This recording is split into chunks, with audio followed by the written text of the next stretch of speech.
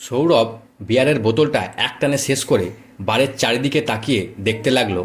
কিছুক্ষণ পর বলল, সত্যি স্যার, এটা খুবই অবিশ্বাস্য বিষয়।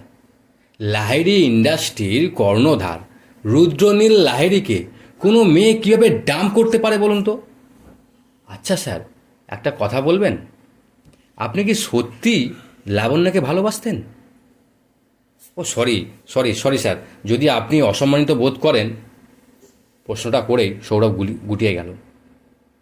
এমনিতেই রুদ্র খুব ভালো, কিন্তু ওর বেয়ারার রাগটাকে প্রচণ্ড ভয় পায় সৌরভ। সে তো রাগ নয়, রীতিমতো তাণ্ডব। তবে আজ এত বড় ঘটনার পরও রুদ্র তাণ্ডব করছে না, বরং বোতলের পর বোতল বিয়ার উড়াচ্ছে। সেটা দেখেই খটকা লাগছে, আর সেই খটকা থেকেই এই প্রশ্ন। রুদ্র এক চুমুকে বোতলটা শেষ করে ছুঁড়ে দিল টেবিলের কোণায়। ঘোলা চোখে সৌরভের দিকে তাকিয়ে বলল, ভালোবাসা? এটা শুধু গল্পের উপন্যাসে হয়, আর হয় লাবণ্যের মতো কিছু অপোক্ত উচ্ছন্নে যাওয়া ছেলে মেয়ের মাথায়। সত্যিকারের জীবন ভালোবাসা বলতে কিছু হয় না, বুঝেছ? Love you a bullshit concept. আর লাবণ্য, তুমি তো জানো সৌরভ, লাবণ্য ব্ল্যাকমেল করে আমাকে এই সম্পর্কে নামিয়েছে। আমি ভালোবাসি না বলায় ওর স্লিপিং পিল খেয়ে উফ কি থার্ড ক্লাস অভিনয় করেছিল সেদিন। একমাত্র দাদুর কথা ভেবে আমি রাজি হয়েছিলাম, আর সেই মেয়েটা আজ এসে বলছে সে আমাকে ভালোবাসে না। কে তোমায় ভালোবাসে ব্লাডি হেল? আর 1 মাস পর ওর সাথে আমার বিয়ের ডেট।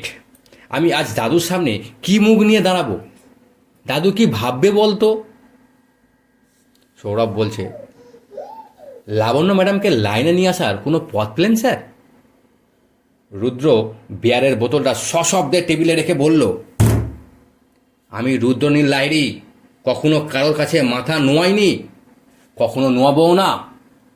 শূন্যে তাকিয়ে Labanya, you just go to hell. Sourav, কিন্তু স্যার, লাবণ্য ম্যাডামের বাবা সুবোধ আচার্য এখন রানিং মন্ত্রী। তার একটা শোয়ের উপর নির্ভর করে আছে আপনার নতুন প্রজেক্ট, যেটাতে প্রচুর খরচ হয়ে গিয়েছে অলরেডি, যা তিনি আপনাদের বিয়েতে স্যাংশন করে আপনাকে গিফট করবেন বলেছিলেন। এখন যদি লাবণ্য ম্যাডাম বিয়েটা ভেঙে দেয়, তবে অনেক বড় ক্ষতি হয়ে যাবে আপনার ব্যবসার। রুদ্র ওর মাথার সিল্কি চুলগুলোকে টেনে বলল, আমি আজ কিছু ভাবতে পারছি না সৌরভ। তুমি কোনো বুদ্ধি বের করতে পারলে যাতে লাবণ্য আবার বিয়েতে রাজি হয়।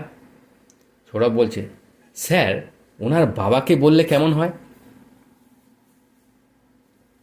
রুদ্র বলছে, না, এটা বললে লাবণ্য হয়তো আমার নামে এমন সব কথা বলবে যে আমি পেস্টিজে পড়ে যাব। আর তাছাড়া ব্যাপারটা এখনোই আমি সবাইকে জানাতে চাই না। সৌরভ চেয়ারে শরীর এলিয়ে দিল কিছুক্ষণ, হঠাৎ তড়াক করে উঠে বসে রুদ্রের দিকে তাকিয়ে বলল, স্যার, পেয়েছি। মেয়েরা তো শুনেছি জন্মগত হিংসু। আপনি যদি লাবণ্য ম্যাডামের চোখের সামনে কারোর সাথে প্রেমের অভিনয় করেন, তবে দেখবেন তিনি হিংসায় জ্বলে আবার আপনার কাছে ছুটে আসবেন, আর এই বিয়েতে মত দেবেন।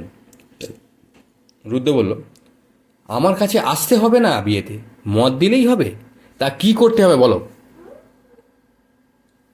সৌরভ বলছে, স্যার, আমি পত্রিকায় একটা অ্যাড দেব এমন একজন অভিনেত্রীর জন্য যে একদম নতুন, তাকে কেউ চিনবে না।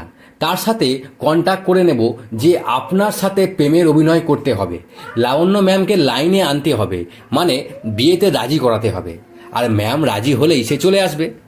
এত দূর আমরা কন্ট্যাক্ট করে নেব, আর বলবো যেন সে এই বিষয়টা সিক্রেট রাখে। রুদ্র বলছে, এই প্ল্যানে কাজ হবে মনে হয়? সৌরভ জড়িয়ে যাওয়া গলায় বলল, হবে না মানে 100 বার হবে। রুদ্র বার থেকে বের হয়ে বেসমেন্টে গিয়ে ওর গাড়ি স্টার্ট দিতে বলল, তবে যত তাড়াতাড়ি সম্ভব করো, জানো তো কাজে দেরি আমি পছন্দ করি না।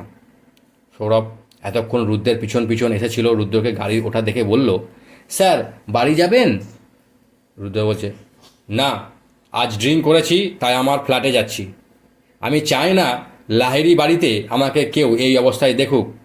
সৌরভ বলছে, স্যার, আমি আপনার সাথে যেতে পারি? রুদ্র বলছে, না। নিজের অবচেতনেও আমি মালিক কর্মচারী সম্পর্ক গুলিয়ে ফেলি না। তুমি বাড়ি যাও সৌরভ, আমি বরং রাম সিংকে বলি তোমাকে ড্রপ করে দিতে। সৌরভ বলছে, ওকে স্যার, ওকে ওকে। রুদ্র ওর ফেরার গাড়ি স্টার্ট দিয়ে চলে গেল। সৌরভ আবার বাড়ি এসে একই টেবিলে বসে বসে ভাবতে লাগলো, এই পর্যন্ত রুদ্রের গাড়িতে কখনো কাউকে বসতে দেখিনি, এমনকি লাহিড়ী বাড়ির কাউকেও নয়।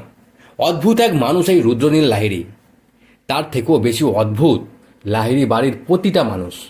সবসময় একে অন্যের জন্য যেন বিষ ঢালছে। কার মনে যে কি চলছে স্বয়ং ভগবানও জানে কি না, কে জানে।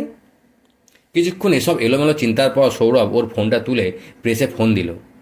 কালকের পেপারে একটা বিজ্ঞাপন দেওয়ার ব্যবস্থা করলো, তবে লাহিড়ীদের নাম ব্যবহার করলো না। একটা বেনামি কোম্পানির জন্য একজন মডেল চাইলো। স্মার্ট, সুন্দরী, শিক্ষিতা, নতুন ও দক্ষ একজন অভিনেত্রী চায়।